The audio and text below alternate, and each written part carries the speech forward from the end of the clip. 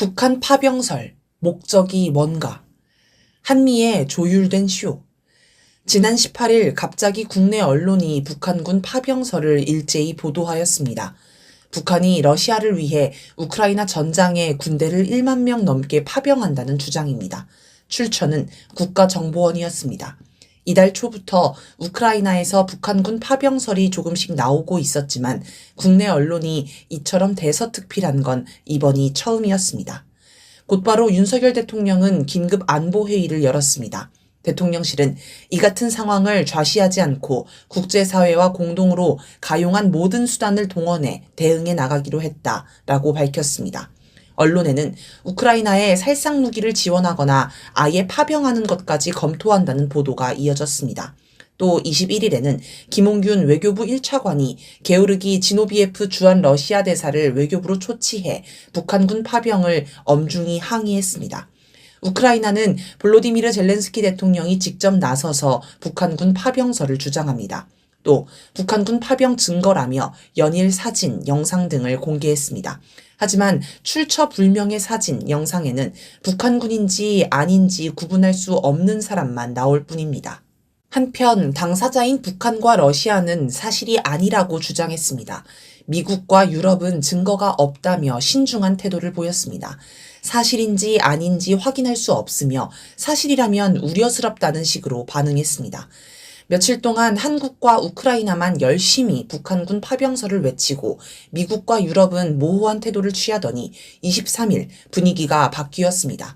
이날 로이드 오스틴 미국 국방부 장관이 북한군이 러시아에 있다는 증거가 있다라고 밝혔고 2시간 후 나토 역시 북한의 러시아군 파병 증거를 확인했다라고 발표했습니다. 마치 한국과 우크라이나의 주장에 설득된 것 같은 모양새를 취한 것입니다.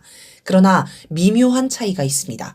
젤렌스키 대통령은 1만 2천 명 규모의 파병이라고 주장했지만 존 커비 백악관 대변인은 3천 명의 북한군 병력이 러시아 동부에서 훈련을 받고 있으며 이들이 우크라이나 전쟁에 참가할지 여부는 모른다고 발표했습니다. 즉 파병인지 아닌지 모호한 태도를 보인 것입니다. 하지만 18일 우리 대통령실은 정부는 우방국들과 공조해 북한의 러시아 파병 동태를 초기부터 면밀히 추적해 왔다고 해 한미가 함께 북한의 파병 움직임을 추적했음을 드러냈습니다. 또 전하규 국방부 대변인도 18일에 국정원 또는 대통령실에서 관련 내용을 공개하기 전에 제가 알기로는 그러한 사실들을 미국과 공유하고 조율해 온 것으로 안다라고 말했습니다.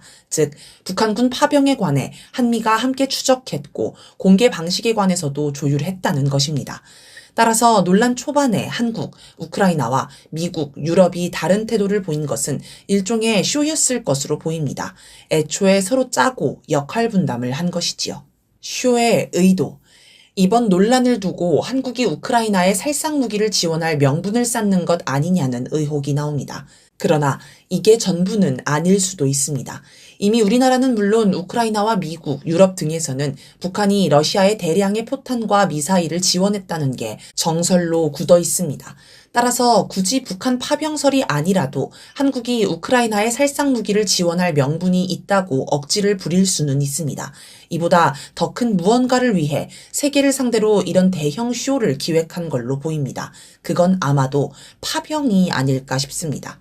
현재 우크라이나는 무기도 부족하지만 무기가 있어도 그걸 사용할 군인이 없는 게 더 큰 문제입니다. 러시아는 우크라이나 전쟁에서 영토를 차지하는 게 아니라 우크라이나군 자체를 소멸하는 데 목표를 두고 있습니다. 그래서 우크라이나 병사가 빠르게 사라지고 있습니다. 예를 들어 지난해 러시아가 인구 8만여 명의 작은 도시 바흐무트를 점령하는데 10개월이나 걸렸는데 당시 전투를 지휘한 바그너 그룹은 전투의 목표가 도시 점령이 아닌 최대한 많은 우크라이나 군인을 제거하는 것이었다고 밝혔습니다. 바그너 그룹은 이 전투에서 우크라이나군 5만여 명이 사망했고 5만에서 7만여 명이 부상했다고 주장했습니다. 우크라이나의 심각한 병사 부족은 과도한 징집으로 이어집니다. 며칠 전 국내 언론에는 우크라이나 수도 키이우의 한 공연장을 경찰이 급습해 남성 관람객을 강제로 끌고 가 징집하는 장면이 보도돼 충격을 주었습니다. 원래 키이우에서는 이런 불심 검문이 드물었는데 갈수록 병력 부족이 심각해 이제는 키이우도 안전지대가 아닙니다. 우크라이나는 지난 5월 징집 연령을 27살에서 25살로 낮추는 내용의 법률을 통과시켰습니다. 현재 우크라이나에선 25살에서 60살의 남성이 징집 대상이며 16살 이상 남성은 출국이 금지되었습니다. 여성 입대 허용 연령 상한선도 40살에서 60살로 대폭 늘렸습니다. 또 대학생 징집을 면제해주는 제도도 폐지됐으며 자녀 형기 3년 미만 수감자를 병력으로 동원하기 시작했습니다. 문제는 이렇게 징집된 병사들이 제대로 훈련을 받지 않아 거의 최전방에서 총알바지로 죽어간다는 점입니다. 최근 보도에 따르면 신병의 50에서 70%가 첫 근무를 시작하고 며칠 안에 사망하거나 부상자가 된다고 합니다. 우크라이나 국민들이 징집을 극도로 두려워하는 이유도 여기 있습니다. 징집은 곧 사망 선고나 다름없습니다. 그래서 징병관이 사람들에게 몰매를 맞고 도망가거나 심지어 징병관 집에 불을 지르는 사건도 있었습니다. 남자들은 징집을 피해 집 밖을 나가지 않고 은둔 생활을 하며 여장하고 다니기도 합니다. 대도시에서는 수만 명이 SNS를 통해 징병관들의 움직임을 공유합니다. 그나마 전투 경험이 풍부한 정예부대는 러시아 본토인 쿠르스크 진격에 투입했다가 포위되어 지금 섬멸 위기에 놓였습니다. 이 상태로 가면 전쟁에서 지는 문제를 떠나 아예 군대가 무너져 국가의 존립이 위태로울 수도 있습니다. 따라서 젤렌스키 대통령은 전장에서 싸울 군인이 절실합니다. 지난해 12월 19일 젤렌스키 대통령은 기자회견에서 군 수뇌부가 45만에서 50만 명을 추가 동원해달라고 제안했다라고 밝혔습니다. 현재 병력이 100만 명 정도인데 대체 이 많은 병력을 어디서 추가할 수 있을까요? 결국 외국이 파병을 해주는 수밖에 없습니다. 외국의 파병을 원하는 우크라이나가 명분을 위해 북한 파병설을 퍼뜨렸다면 미국과 유럽은 우크라이나의 의도에 말려들지 않으려 이를 인정하지 않은 것으로 보입니다. 즉, 북한 파병설을 인정해버리면 우크라이나의 파병 요구를 거절하기 힘들기 때문에 섣불리 인정하지 않은 것입니다. 무기나 돈을 지원하는 것과 파병은 천지차이입니다. 파병하면 자국 군인이 죽기 때문에 지금과는 비교도 안 될 반전 여론이 들끓을 수 있습니다. 지금 무기나 돈을 지원하는 것도 반대 여론으로 힘든데 파병은 꿈도 못 꿀 얘기입니다. 올해 2월에서 3월 에마뉘엘 마크롱 프랑스 대통령이 앞장서서 파병론에 불을 지폈다가 여론의 문매를 맞고 박살이 났습니다. 하원이 대통령 탄핵 절차를 개시하는 결의안 초안을 승인할 지경이 되었습니다. 마크롱 대통령의 꼴을 본 미국과 유럽 나라들은 파병론에 거리를 두었습니다. 하지만 그렇다고 우크라이나가 무너지는 걸 놔둘 수도 없습니다. 우크라이나의 몰락은 미국과 유럽의 몰락으로 이어집니다. 마크롱 대통령이 러시아가 승리하지 못하도록 필요한 모든 조처를 할 것이라고 주장한 것도 우크라이나의 패배가 곧 유럽의 패배임을 알기 때문입니다. 옌스 스톨텐베르그 나토 전 사무총장도 나토에 있어 가장 큰 위험은 러시아가 전쟁에서 이기는 것이라고 하면서 확전을 각오하고서라도 러시아가 이기는 걸 막아야 한다고 주장했습니다.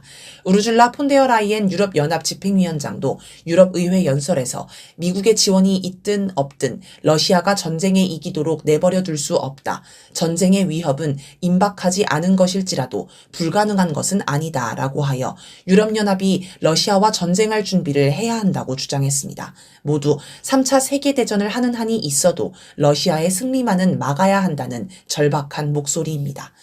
유럽에는 반대의 목소리도 있습니다. 올해 유럽 선거들에서 유럽 각국의 극우 정당이 약진했다는 평가가 나옵니다. 하지만 단순히 극우 정당이라고 볼 수는 없는 게 이들 정당은 대체로 우크라이나 전쟁을 부정적으로 보면서 러시아와 다시 화해해 자국 경제를 살리자고 주장합니다. 우크라이나 전쟁 이후 경제적 타격이 가장 심각한 독일에서는 정부의 친미 반러 정책을 규탄하는 여론이 높습니다. 국민들 속에서 미국과 러시아 사이에서 균형 외교를 한 앙겔라 메르켈 전 총리를 찾거나 정부를 향해 러시아와 화해하라는 목소리가 나옵니다. 반면 기존의 주류 정당들은 미국을 추종하면서 유럽을 몰락의 길로 내몰고 있습니다. 그러니 유럽 각국 정권은 어떻게든 우크라이나 전쟁에서 승리하지 않으면 정권 교체로 권력에서 쫓겨나는 건 물론이고 분노한 국민의 손에 붙잡혀 단두대에 끌려갈 판입니다. 며칠 전 오스틴 미국 국방부 장관은 우리는 북한과 이란의 지원을 받는 침략적인 러시아란 유령에 계속 정면으로 맞서야 한다라고 말했습니다. 그들에겐 러시아가 유럽을 뒤덮은 유령으로 느껴지나 봅니다. 우크라이나 전쟁에서 패배하면 완전히 유령 세상이 된다고 여기겠지요. 그렇다고 미국과 유럽이 파병을 해줄 수도 없습니다. 그래서 눈을 돌려보니 한국이 있습니다. 지금 우크라이나에 파병할 수 있는 유일한 나라는 한국으로 보입니다. 일단 한국은 미국의 요구에 순응하기로 유명하니 미국이 요구하면 파병할 것 같습니다. 한국군의 전시작전 통제권이 미군에 있으니 미군이 훈련시켰고 지휘에도 관여하는 우크라이나군과 궁합도 잘 맞을 듯합니다. 게다가 한국군 군사력은 논란의 여지는 있지만 어쨌든 세계 5위로 알려져 있습니다. 수십 년의 분단 대치 상태에서 실전과 같은 훈련으로 단련된 군대라는 인상도 있습니다. 게다가 이미 유럽보다 많은 포탄을 우크라이나에 우회 지원하기도 했습니다. 무기도 충분히 많다는 뜻입니다. 이런 한국이 만약 파병만 해준다면 우크라이나는 바닥에 떨어진 군인과 국민의 사기를 다시 끌어올릴 수 있으며 유럽에도 지원 열기를 일으킬 수 있습니다. 한동안 미국은 미국 대선 직전에 북한이 군사행동을 해 전쟁 위기가 고조될 것이라며 10월 위기설을 퍼뜨렸습니다. 그런데 최근 분위기가 바뀌었습니다.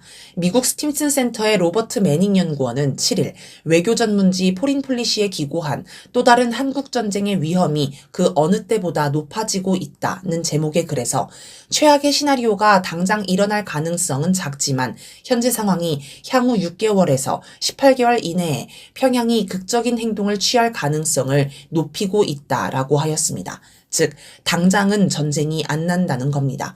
그러니 마음 놓고 우크라이나에 파병하면 실전 경험도 쌓고 좋지 않겠냐는 논리가 성립합니다.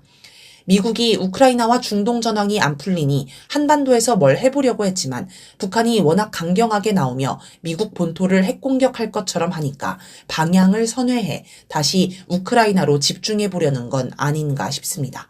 그렇다면 미국과 유럽은 파병하지 않으면서 한국만 파병하도록 명분을 쌓는 방법이 뭘까요? 바로 북한 파병론을 한국만 열심히 떠들고 미국과 유럽은 관망하는 것입니다.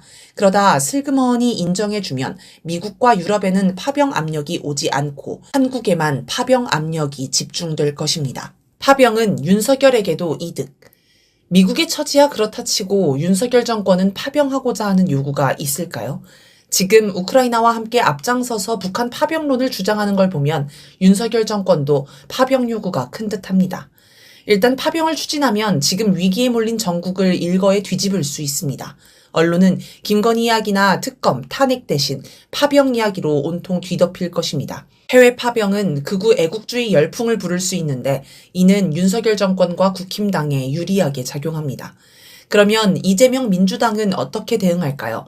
시민사회단체는 당연히 파병을 반대할 것이고 민주당 내 반대 목소리도 일부 있을 것입니다. 하지만 미국이 압력을 넣으면 이재명 민주당은 결국 파병에 동의할 것입니다. 지금 이재명 민주당은 반윤투쟁은 해도 미국의 요구를 거스를 수는 없습니다. 이미 민주당은 북한 파병 규탄 입장을 발표하고 국힘당과 함께 북한을 규탄하는 국회 결의안도 추진하기로 했습니다. 우크라이나 파병에 한 발을 담근 것입니다. 사실 노무현 정부도 미국의 이라크 파병 요구를 논란 끝에 수용했습니다. 문재인 정부도 미국이 남북관계 차단을 요구하자 순응했습니다. 민주당 정권의 한계라고 할 수 있습니다. 이재명 대표라고 해서 다르지는 않을 것입니다. 2016년 당시 성남시장이었던 이재명 대표는 월간 조선 대담에서 비인간적, 비민주적인 북한을 경멸한다면서 나는 그런 말도 안 되는 체제를 추종하는 정신병자 아니다. 종북은 치료받아야 할 병이라고 하였습니다. 이런 뿌리 깊은 북한 혐오의식은 북한과 맞서 싸우기 위해 우크라이나에 파병해야 한다는 논리를 반대하지 못하게 할 것입니다. 또 2019년 경기도지사 시절 미팔군 사령관과 한미협력협의회 양해각서를 체결한 것을 보면 미국을 바라보는 시각도 엿볼 수 있습니다. 2002년 출범한 경기도 주한미군 협의체인 한미협력협의회는 원래 경기도 행정 2부지사와 미군 2사단장이 공동 의장을 맡아왔습니다. 그런데 이재명 대표는 도지사와 8군 사령관으로 급을 높인 것입니다. 당시는 이미 대선 경선에 한 번 도전했고 차기 대권도 준비할 때였습니다. 미국과의 관계를 중시하는 걸 알 수 있습니다. 만약 이재명 민주당이 윤석열 정권의 우크라이나 파병에 동의하면 윤석열 탄핵 세력이 분열하고 붕괴할 수 있습니다. 노무현 정부 때 이라크 파병 논란을 떠올려 보면 금방 알 수 있습니다. 당시 보수 세력과 노무현 정부는 파병을 찬성하고 진보 진영과 여당인 열린우리당은 파병을 반대했습니다. 정부와 여당이 대립하자 대혼란이 발생했습니다. 유시민 당시 열린우리당 의원처럼 이라크 파병을 반대했다가 갑자기 찬성으로 돌아서는 의원들이 생겼고 끝까지 반대한 의원들과 갈등을 빚었습니다. 이런 혼란은 파병을 연장할 때마다 반복되었습니다. 진보 진영은 노무현 정부에 대한 지지를 거두었고 고립된 노무현 대통령이 한나라당, 지금의 국힘당의 대연정을 제안하면서 민주 세력도 와해하였습니다. 그 결과 이명박 정권이 들어섰습니다. 윤석열 정권이 바로 이걸 노릴 수 있습니다. 파병 쟁점으로 진보민주 개혁 세력 내에 혼란을 일으켜 다음 대선에서 정권을 연장하자는 것입니다. 윤석열 탄핵 세력은 대체로 파병을 반대하겠지만 아마 이재명 민주당의 환상을 가진 사람들은 파병에 동조하거나 혼란스러워할 것입니다. 이런 최악의 결과가 나오지 않게 하려면 지금 벌어지는 북한 파병설의 본질을 정확히 보고 정부의 파병 시도를 초기에 제압해야 합니다. 또 이재명 민주당도 지난 역사에서 교훈을 찾아야 합니다. 그렇지 않으면 집권도 해보기 전에 무너질 수 있음을 명심해야 합니다.